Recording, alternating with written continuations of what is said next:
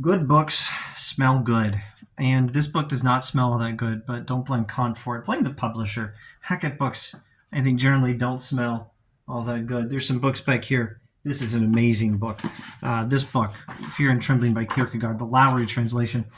This book just smells wonderful. Anyway, let's do Kant. Let's talk about Kant, and we are using the Ellington translation published by Hackett, which does very good and very affordable books, even though they don't smell as good as a good book should sometimes.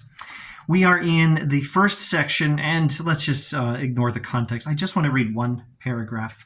Kant says, "Undoubtedly, in this way also are to be understood those passages of Scripture which command us to love our neighbor and even our enemy.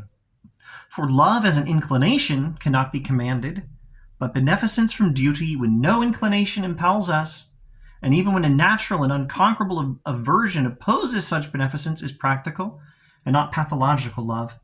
Such love resides in the will, and not in the propensities of feeling, in principles of action, and not in tender sympathy. And only this practical love can be commanded. Only practical love can be commanded." The word pathological here doesn't mean what you might think it means.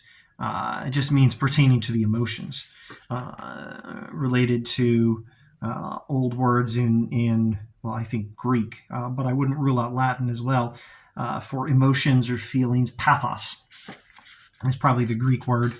Let's see. What is he saying? He's saying there are passages in the Bible that command you to love your neighbor. And he says what's being commanded is not love as a feeling.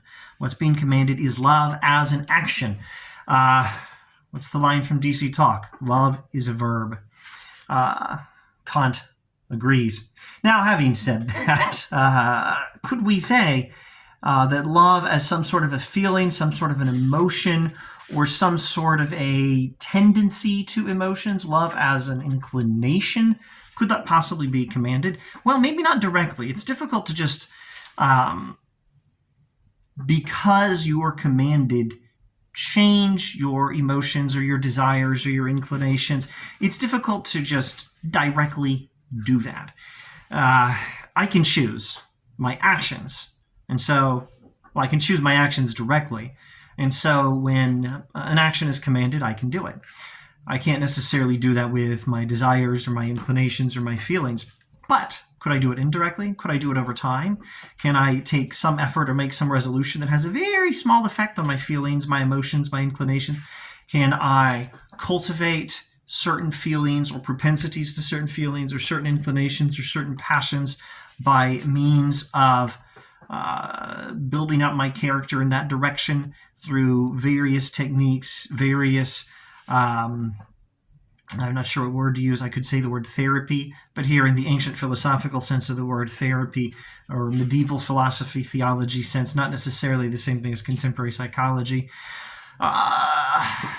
Spiritual practices is maybe a better term. Could I train my desires, train my propensities, train my inclinations by means of certain spiritual practices so that even love as an inclination or feeling, love pertaining to pathos, the emotions, so that even that could be chosen and therefore could be commanded? Yeah, I think so. Now, I won't promise you that Kant in some other writing does not say that that's some kind of a thing. He probably does at least say that we can cultivate our characters in that direction. So I wouldn't assume that this is the final word on the subject, even from Kant. But I'm quite sure that it's not the final word on the subject. As it stands here, he says, love as action can be commanded, but not love as feeling, love pertaining to the emotions. I have my doubts whether that's strictly speaking true, but I think it is very reasonable to say that love as action can be commanded and is commanded in Scripture, and that love as a feeling, well, it's less obvious at least that can be commanded. Kant is right about surely that much, and I doubt it can be commanded directly, as actions can be commanded more directly. Well, even our actions may not be quite that amenable to our wills, but that brings up whole questions of character and habits and other things that probably will not come up in this video when we analyze Kant.